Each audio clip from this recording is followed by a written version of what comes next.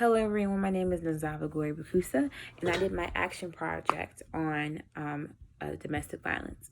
After doing thorough research about domestic violence, I learned a lot that I did not know before. First, to really understand domestic violence, I went ahead and looked up the true definition of what domestic violence was.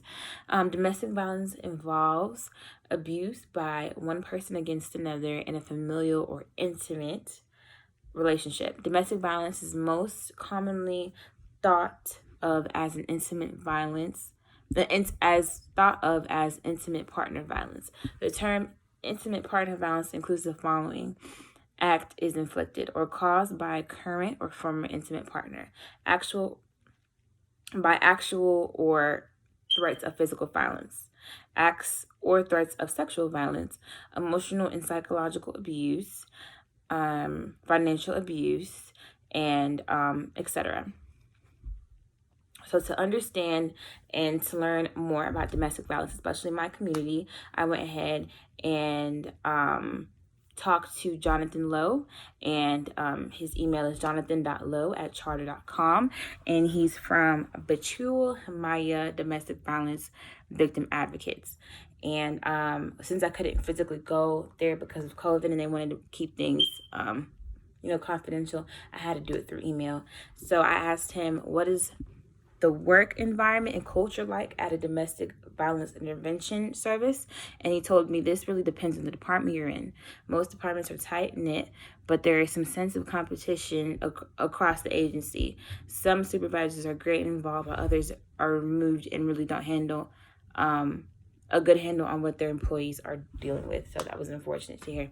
So also, I went ahead and asked, what are resources available for victims? And he said survivors have many options, from obtaining a protection order to staying in our shelter, exploring options through support groups, and making an anonymous call to us or to anyone. There's hope for victims and they're not alone. And I asked the most important question to me, and was, why do victims sometimes return or stay with their abusers? And he told me, the question is not why doesn't the victim just leave. The better question is, why does the abuser choose to abuse? The deck is stacked against victims as they navigate safety. Abused partners work very hard to keep victims trapped in the relationship. They may try to isolate the victim from friends and family, thereby reducing the people in places where the survivor can go for support. Through various tactics of financial abuse, partners create financial barriers to safety.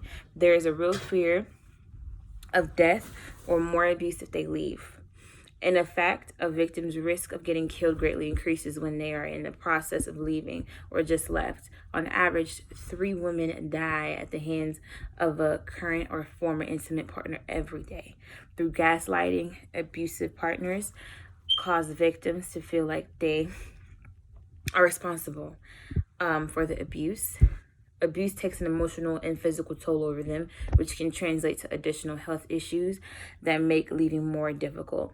Survivors often report that they want the abuse to end, not the relationship.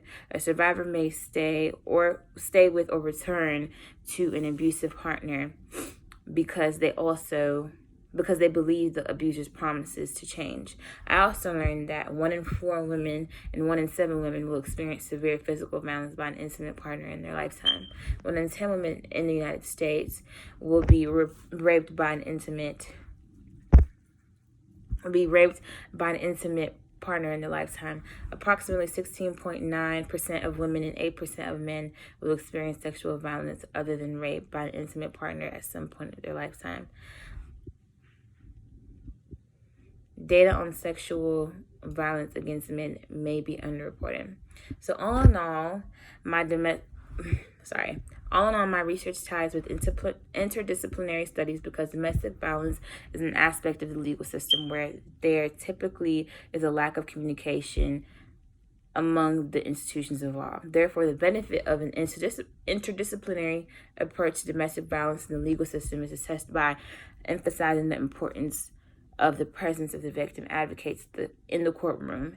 In this dissertation, sorry, I was just reading, but basically, All in all, I just want to say I wanted to bring awareness because this is a serious issue in the community, and we need to take the proper steps into helping resolve it. And I know that we need to focus more on helping women and men who are in these situations, and also making sure that abusers get what they deserve, and also making sure that the men and women who are affected, especially in our community, they have the proper help, and they feel like they have the voice to solve this, because solve this as in getting out of the situation. And yeah.